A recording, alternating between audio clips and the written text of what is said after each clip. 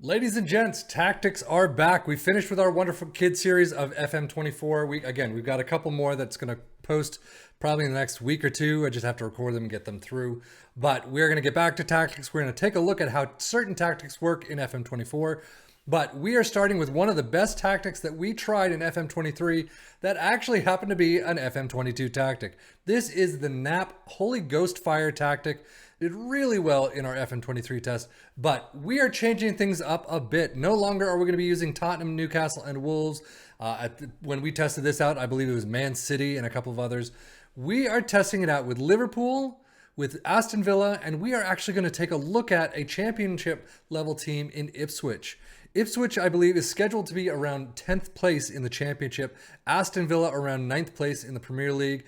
And there's a European competition all in both Liverpool and in Aston Villa. So we're going to take a look at all that wonderful stuff. And yeah, we'll get into it right now.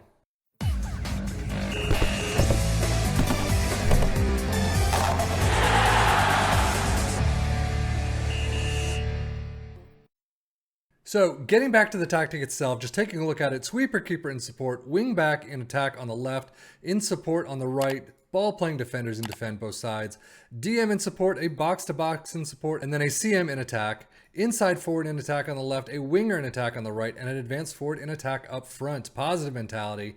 It's a fairly basic tactic.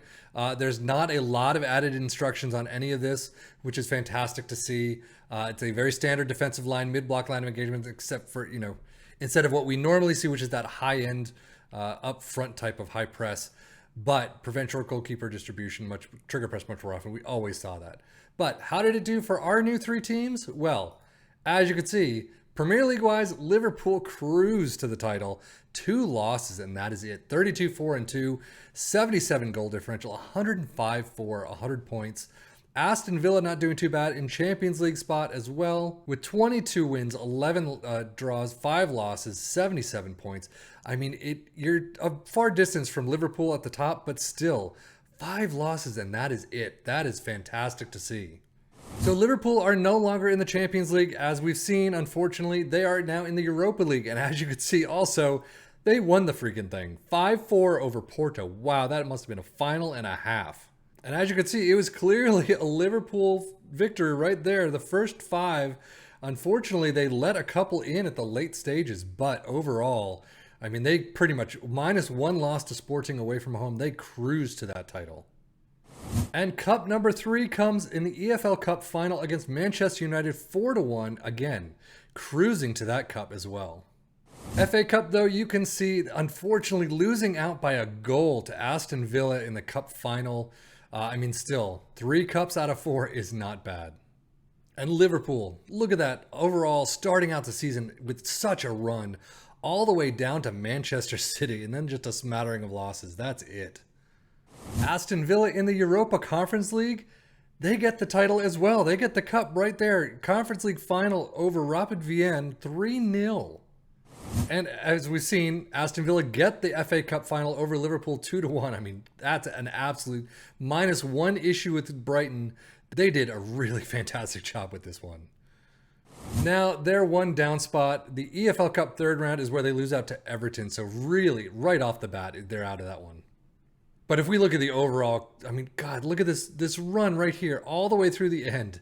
From March 14th all the way down, that's absolutely insane. This tactic has worked absolute wonders. Squad-wise for Liverpool, as you can see, playing a ton of games. Goal-wise, really spreading it out. 30 for Nunez, 27 for Salah, all the way down to 13 for Gakpo, 9 for Jota. So Jota's not being used all that much, apparently. But assists-wise, McAllister with 23, 18 for Szoboszlai. So they are doing an amazing job. And look at all that green. 7-4-7 for Salah. Wow. Aston Villa playing in a bunch of games themselves. Goal-wise, 35 for Ollie Watkins. Douglas Luiz was 17, so that's quite the disparity, but still spreading it out a bit amongst the players. 17 assists for Moussa Diaby, 16 for Yuri Tielemans. So, I mean, they're getting some good assist numbers too. Average rating 7.15 for Leon Bailey, not quite as good as Liverpool, but still making a run of green for themselves.